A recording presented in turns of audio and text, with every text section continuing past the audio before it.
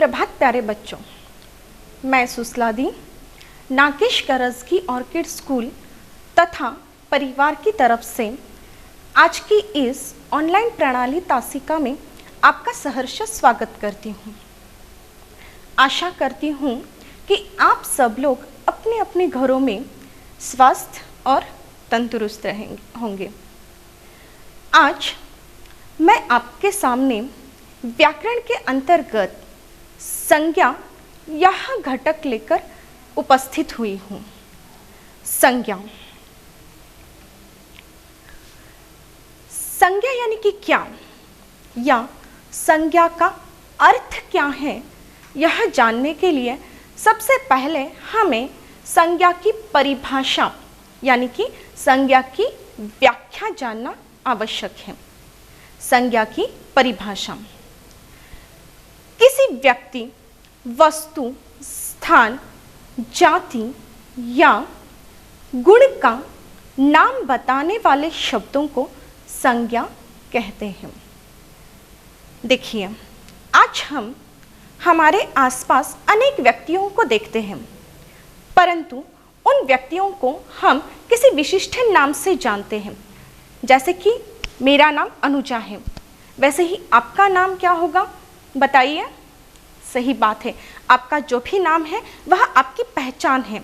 उसी प्रकार आज हम हमारे दैनंदिन जीवन में अनेक वस्तुओं का इस्तेमाल करते हैं, तो उन वस्तुओं को अलग अलग नाम दिए जाते हैं, तो उस अलग अलग नाम से उन वस्तुओं की पहचान होती है। शोलापुर, कानपुर, पूना, यह विशिष्ट स्थान के नाम हैं जिन्हें हम उन स्थानों को उस नाम से जानते हैं। जाति, गुण, इनके नाम बताने वाले शब्दों को संज्ञा कहते हैं। जैसे कि राम, घोड़ा, मेज, दिल्ली आदि। जैसे कि राम यह व्यक्ति का नाम दर्शाता है, घोड़ा यह प्राणी का नाम दर्शाता है, मेज यह वस्तु का नाम दर्शाता है, दिल्ली यह स्थान का नाम दर्शाता है। यहाँ ध्यान देने वाली जो बात है वह यह है कि जो संज्ञा है, इस संज्ञा में वस्तु के अंतर्गत सभी पशु, पक्षी, त्योहार, धर्म, दिनों के नाम भी आ जाते हैं। उदाहरण के तौर पर अगर हम देखते हैं तो पशु पक्षी, इनके अंतर्गत चिड़िया, कौवा, कोयल, तोता, शेर, हाथी, भालू, यह जो सारे पशु पक्षी इनके नाम हैं वह आ जाते हैं। त्योहार, जो त्योहार हम बड़े धूमधाम से मनाते हैं, जैसे दिवाली हो, ईद हो, क्रिसमस हो, यह सारी जो त्योहार है उनके जो नाम है वह भी क्या होते हैं, संज्ञा के अंतर्गत आ जाते हैं। धर्म, भारत यह विविधता में एकता होने वाला देश है। इसमें अनेक जाति धर्म के लोग रहते हैं। तो वह जो धर्म है, जैसे कि हिंदू, मुस्लिम, सिख, ईसाई, क्रिश्चियन, यह जो सारे धर्म हैं, इन सारे धर्मों के यह जो नाम है वह भी क्या होते हैं, संज्ञा के अंतर्गत आ जाते हैं। दिन, सप्ताह में पूरे जो 7 दिन होते हैं, उन 7 दिनों के जो नाम होते हैं वह भी क्या हो जाते हैं बच्चों, संज्ञा के अंतर्गत आ जाते हैं। तो आज हमने संज्ञा की जो परिभाषा देखी, उस संज्ञा की परिभाषा में हमने यह जानकारी प्राप्त कर ली कि संज्ञा यानी कि किसी भी व्यक्ति, वस्तु, स्थान, जाति या गुण का नाम बताने वाले शब्दों को संज्ञा कहते हैं। और इसके लिए हमने अनेक उदाहरण भी देखे हैं। संज्ञा में जब हम आगे बढ़ते हैं तो हम यह देखते हैं कि संज्ञा जो है उसके 5 भेद होते हैं। अब भेद यानी कि क्या? संज्ञा के प्रकार। जब हम संज्ञा के 5 भेद देखते हैं तो उनकी जानकारी भी प्राप्त करेंगे। बच्चों, संज्ञा के जो 5 भेद हैं उनके अंतर्गत सबसे पहला जो भेद है वह है व्यक्तिवाचक संज्ञा। दूसरा जो भेद है वह है जातिवाचक संज्ञा। तीसरा जो भेद है वह है भाववाचक संज्ञा। चौथा जो भेद है वह है समुदायवाचक संज्ञा। और सबसे अंतिम जो भेद है वह है द्रव्यवाचक संज्ञा। बच्चों, आपकी जानकारी के लिए मैं पुनः एक बार यह जो संज्ञा के 5 भेद हैं वह दोहराती हूँ। पहला भेद है व्यक्तिवाचक संज्ञा। दूसरा जो भेद है वह है जातिवाचक संज्ञा। तीसरा जो भेद है वह है भाववाचक संज्ञा। चौथा जो भेद है वह है समुदायवाचक संज्ञा। और सबसे अंतिम और 5वां जो भेद है वह है द्रव्यवाचक संज्ञा। जिस प्रकार हमने संज्ञा की परिभाषा देखा और संज्ञा का अर्थ समझ लिया, अभी उसी प्रकार हम आगे संज्ञा के यह जो 5 भेद हैं उन 5 भेदों की परिभाषा और उनका अर्थ समझ लेंगे। सबसे पहला जो भेद है वह है व्यक्तिवाचक संज्ञा। व्यक्तिवाचक संज्ञा जो है उसकी परिभाषा यानी कि व्याख्या हम सबसे पहले देखेंगे ताकि आपको यह बात समझ में आएगी कि व्यक्तिवाचक संज्ञा किसे कहा जाता है। जिस शब्द से किसी विशेष व्यक्ति, वस्तु या स्थान के नाम का बोध हो उन्हें व्यक्तिवाचक संज्ञा कहते हैं। जैसे कि रमेश दिल्ली, आगरा, आम, गांधी जी आदि। अब इन उदाहरणों में हमने देखा है कि रमेश यह जो है वह व्यक्ति का नाम आया है, दिल्ली, आगरा यह स्थान का नाम आया है, आम यह एक विशेष फल का नाम आया है, और गांधी जी जिन्हें हम बापूजी के नाम से जानते हैं वह एक विशेष व्यक्ति का नाम आया है। तो यह सारे जो उदाहरण हमने देखे हैं वह व्यक्तिवाचक संज्ञा में आते हैं। देखिए, व्यक्तिवाचक संज्ञा के अंतर्गत सभी व्यक्तियों के नाम, नदियों के नाम, फूलों के नाम, त्योहारों के नाम, सारे शहरों के नाम, फलों के नाम, पर्वतों के नाम, पुस्तकों के नाम आदि इनका समावेश किया जाता है। जैसे कि हिमालय, बाइबल, दीपावली, गुलाब, गंगा, कानपुर आदि। अब देखिए, व्यक्तिवाचक संज्ञा में हमने यह देखा कि विशेष व्यक्ति, वस्तु, स्थान के नाम का बोध जिन शब्दों से होता है उन्हें व्यक्तिवाचक संज्ञा कहते हैं। तो इसके अंतर्गत हमने यह देखा कि सारे जो व्यक्तियों के नाम हैं, जैसे कि मेरा नाम है, आपका नाम है, आपके माता पिता का नाम है, आपके भाई बहन का नाम है या आपके पड़ोसियों का नाम है, यह सारे नाम व्यक्तिवाचक संज्ञा में आ जाते हैं। नदियों के नाम, भारत में अनेक सारी नदियाँ प्रवाहित होती हैं, उनको अलग अलग नाम से अलग अलग स्थान पर जाना जाता है। जैसे कि गंगा नदी है, कृष्णा नदी है, कावेरी नदी है। इन सारी नदियों के जो नाम है वह भी व्यक्तिवाचक संज्ञा के अंतर्गत आ जाते हैं। फूलों के नाम, फूल सबको पसंद है, उन फूलों को ऐसा नहीं होता कि कोई एक फूल है या सारे फूल है तो उनको एक ही नाम से जाना जाता है। जैसे कि अलग अलग प्रकार के फूल हैं जो हम रोज़ हमारे दैनंदिन जीवन में देखते हैं, तो उन अलग अलग फूलों को अलग अलग नाम दिया जाता है। जैसे कि गुलाब है, चंपा है, चमेली है, मोगरा है, डेलिया है, इन सारे फूलों के जो नाम हैं वह व्यक्तिवाचक संज्ञा के अंतर्गत आ जाते हैं। त्योहारों के नाम, जैसे कि मैंने पहले बताया कि जो त्यौहार है, दिवाली हो, दशहरा हो, ईद हो, क्रिसमस हो, ये सारे जो त्योहारों के नाम हैं वह सारे भी व्यक्तिवाचक संज्ञा के अंतर्गत आ जाता है। शहरों के नाम,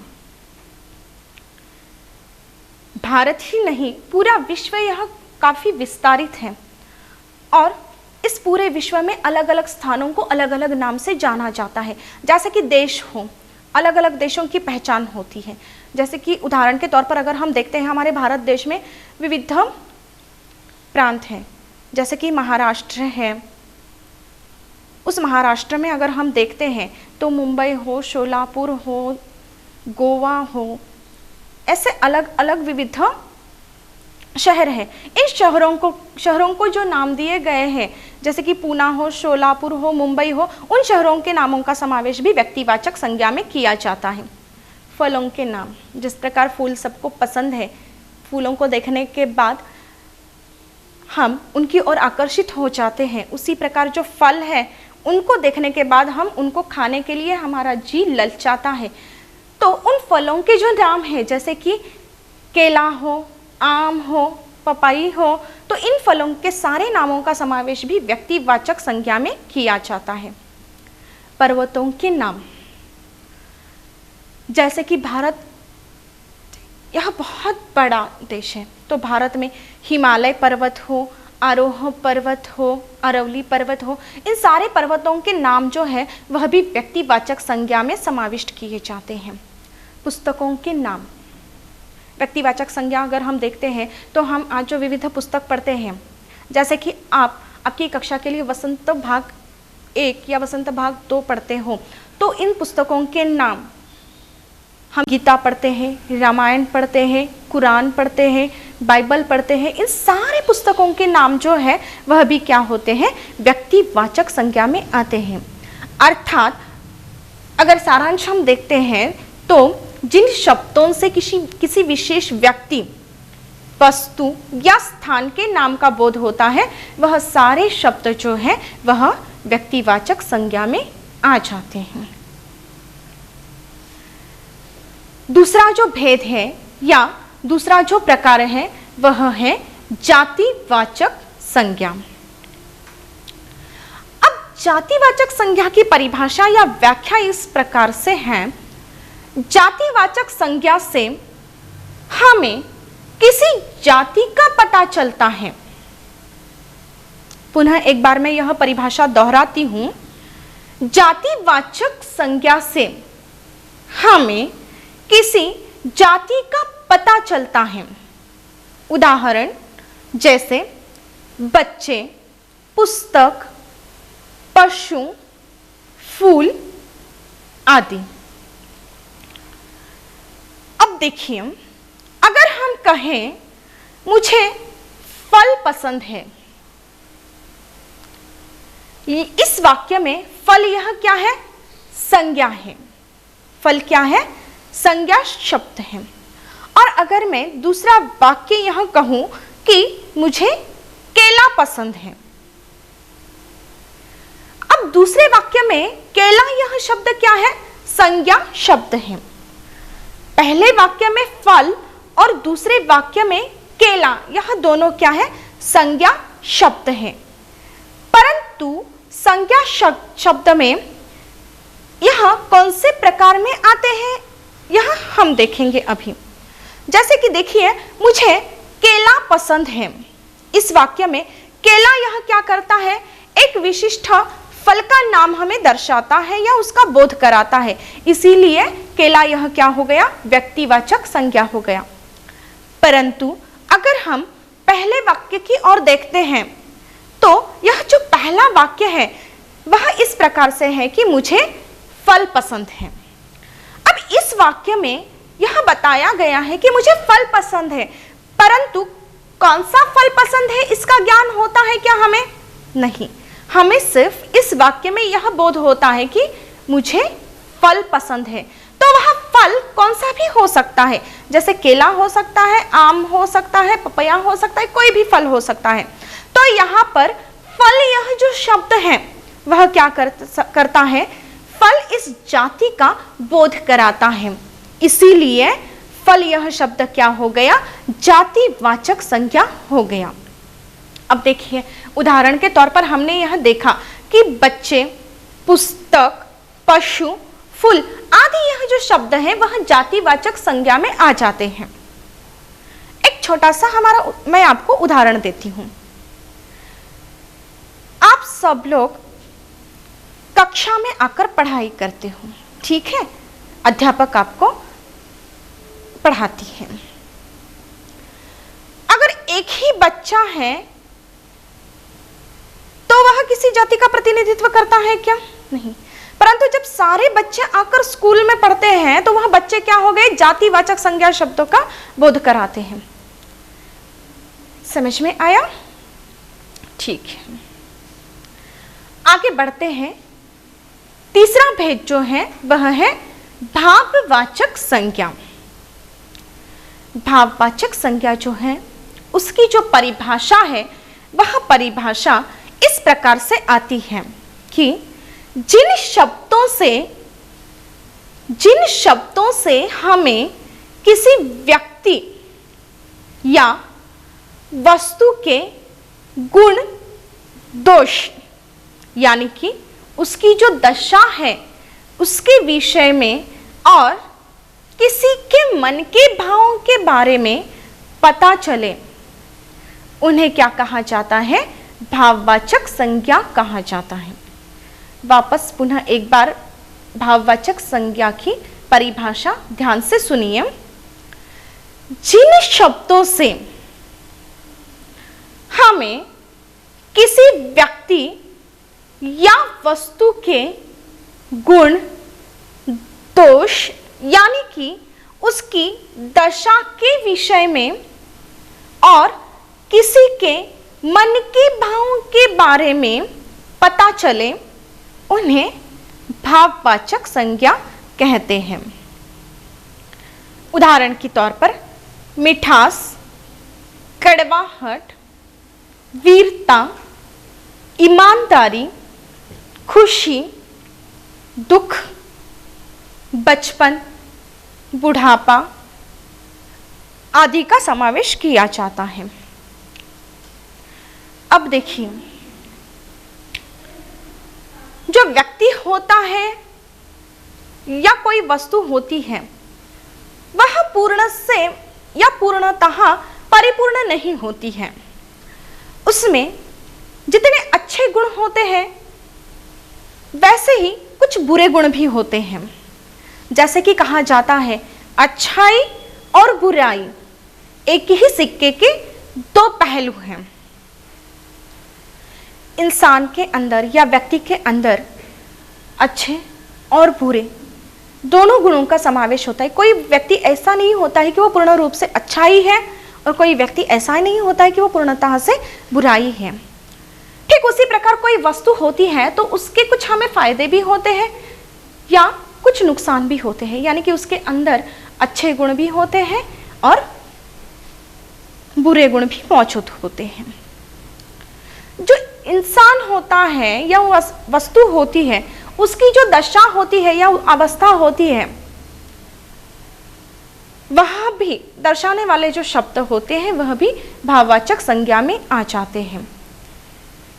हमारे मन के अंदर होने वाले जो भाव हैं उन भावों का पता जिन शब्दों के द्वारा हमें चलता है उन शब्दों का समावेश भी भाववाचक संज्ञा में किया जाता है या हो जाता है। जैसे कि मैं आपको कुछ उदाहरण देती हूँ। मिठास, मिठाई जो होती है वह मीठी होती है। हमारी जो वाणी होती है, वाणी यानी कि हम जो भाषा बोलते हैं या जो वाक्य बोलते हैं उसमें भी मिठास होनी चाहिए।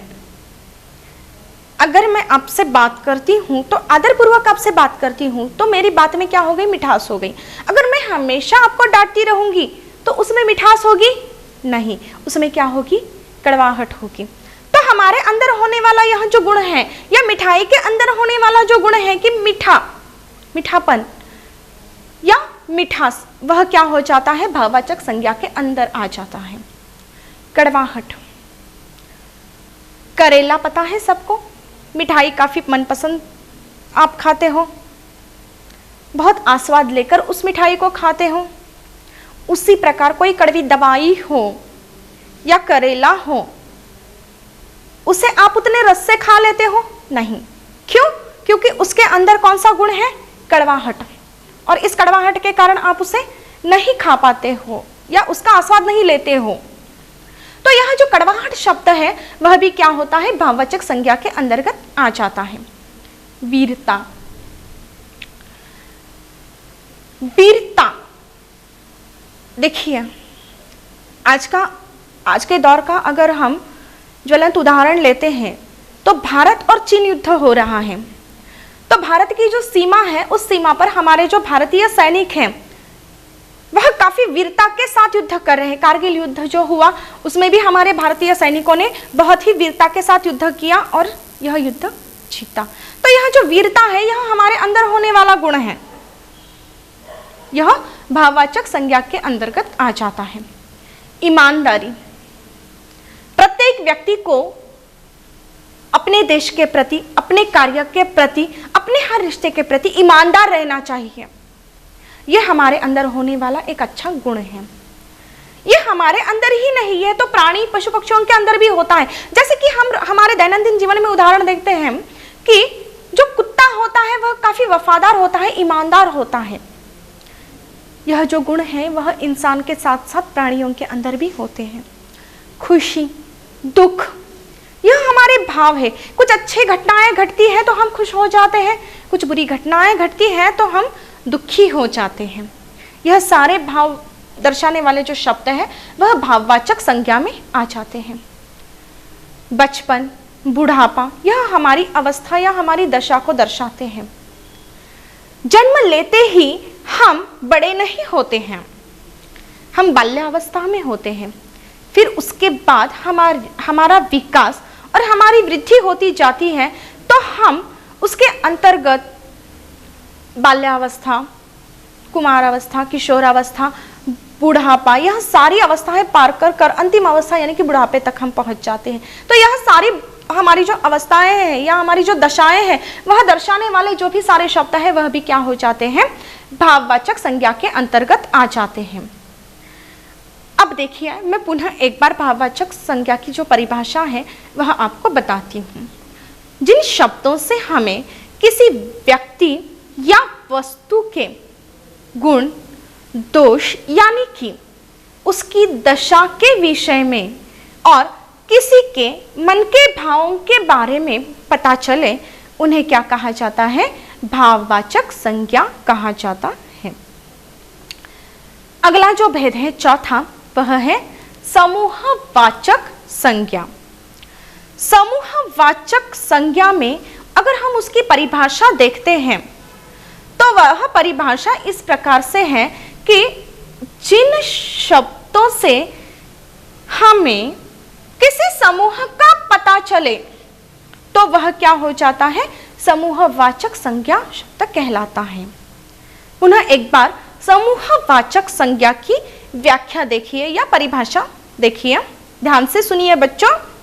जिन शब्दों से हमें किसी समूह का पता चले वे समूहवाचक संज्ञा कहलाते हैं। उदाहरण के तौर पर हम देखते हैं जैसे झुंड, सभा, सेना आदि। अब देखिए, समूह यानी कि जहां पर एक से सिर्फ एक ही व्यक्ति नहीं होता है, एक से अधिक यानी कि वह 2 भी हो सकते हैं, 10 भी हो सकते हैं या 100 की तादाद पर भी व्यक्ति हो सकते हैं। जब वह एकत्रित आते हैं तो उनका समूह बन जाता है। जैसे कि अब मैं अकेली व्यक्ति खड़ी हूं आपके सामने, तो मैं अकेली यानी कि मेरा समूह बन गया क्या? नहीं, परंतु अगर मेरे साथ और 10 व्यक्ति आ जाते हैं या 2 या 3 व्यक्ति भी आ जाते हैं तो वह क्या हो गया, हमारा समूह तैयार हो गया। अब देखिए एक छोटा सा उदाहरण मैं आपको देती हूं।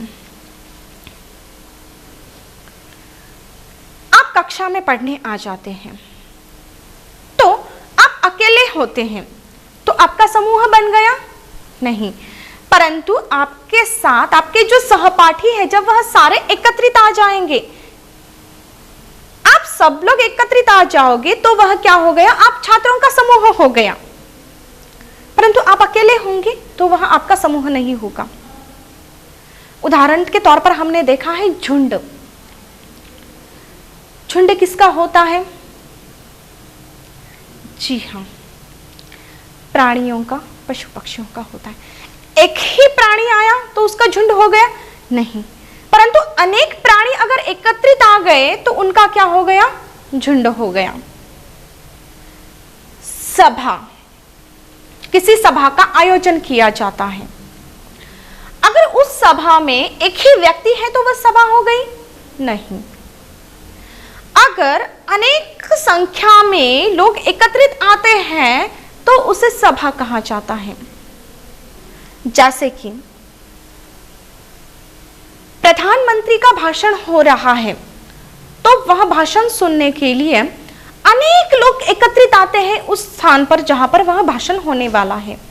तो जो वह व्यक्ति सारे एकत्रित आ जाते हैं तो उन सारे एकत्रित आए हुए लोगों की क्या हो जाती है, सभा हो जाती है। सेना, एक ही सैनिक अगर युद्ध के लिए खड़ा होता है तो वह सेना नहीं कहलाती, परंतु एक से अधिक सैनिक अगर एकत्रित आती हैं,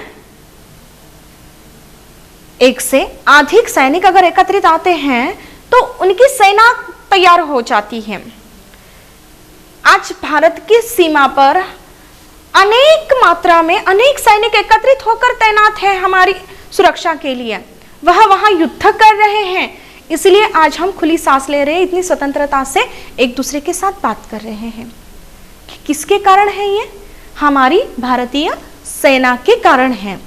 यानी कि इन उदाहरणों के द्वारा हमें यह समझ में आता है, जिन शब्दों से हमें किसी समूह का पता चले वह समूहवाचक संज्ञा कहलाते हैं। उदाहरण के तौर पर हमने देखा झुंड है, सभा है, सेना है। एक छोटा सा उदाहरण मैं आपको देती हूँ। अगर मैं एक ही गुलाब का पुष्प आपके सामने लेकर खड़ी हूं तो उस गुलाब के पुष्प को आप क्या कहेंगे? यह गुलाब का फूल है, ठीक है। परंतु अगर मैं बहुत सारे गुलाब के फूलों को लेकर आपके सामने खड़ी हूं और मैंने आपको वह गुलाब के फूल दिए तो आप क्या कहेंगे? फूलों का गुच्छा है या गुलाब के फूलों का गुच्छा है। यानी कि एक से अधिक अगर वह वस्तु हो या व्यक्ति हो वह एकत्रित आ जाती है और उनको दर्शाने वाला जो शब्द होता है उसे क्या कहा जाता है? समूहवाचक संज्ञा शब्द कहा जाता है। सबसे अंतिम और 5वां भेद या प्रकार, द्रव्यवाचक संज्ञा। यह संज्ञा हमें किसी द्रव्य या तत्व के बारे में बताते हैं। द्रव्यवाचक संज्ञा की जो परिभाषा है वह इस प्रकार से है कि यह संज्ञा हमें किसी द्रव्य या तत्व के बारे में बताती है, जैसे कि लोहा, सोना, पानी, दूध, घी आदि। देखिए यहाँ पर इस शब्द में ही उसकी परिभाषा छुपी हुई है। द्रव्यवाचक, जो द्रव्य होते हैं उनका जो हम वाचन करते हैं या उनको देखते हैं तो वह शब्द किस में आ जाते हैं? द्रव्यवाचक संज्ञा में आ जाते हैं। जैसे कि लोहा है, लोहा काफी कठिन होता है, लोहा यह क्या हो गया? द्रव्य हो गया। तो लोहा यह शब्द किस में आ गया? द्रव्यवाचक संज्ञा में आ गया। सोना, सोने से बने गहने हमें आकर्षित करते हैं। इस वाक्य में सोना यह शब्द क्या हो गया? द्रव्यवाचक हो गया, क्योंकि वह द्रव्य को दर्शाता है, इसीलिए सोना यह शब्द क्या हो गया? द्रव्यवाचक संज्ञा में हो गया। पानी, पानी ही जीवन है। इस वाक्य में पानी यह शब्द क्या होता है? द्रव्य को दर्शाता है। दूध, घी यह सारे शब्द क्या करते हैं? द्रव्य को दर्शाते हैं, इसीलिए वह क्या हो गए? द्रव्यवाचक संज्ञा में आ जाते हैं। द्रव्यवाचक संज्ञा की परिभाषा पुनः एक बार ध्यान से सुनिए। ये संज्ञा हमें किसी द्रव्य या तत्व के बारे में बताते हैं। आशा करती हूँ कि आप सब लोगों को आज मैंने जो हिंदी व्याकरण के अंतर्गत संज्ञा यह घटक पढ़ाया है वह समझ में आया होगा। अगर आपको इसमें कोई दिक्कत है तो मुझे मेरे व्हाट्सएप ग्रुप पर कांटेक्ट कर सकते हैं या मुझे आप कोई भी प्रश्न पूछ सकते हो। आशा करती हूँ कि आप सब लोग अपने घर में ही रहें और सुरक्षित रहें। धन्यवाद एवं शुभ दिन।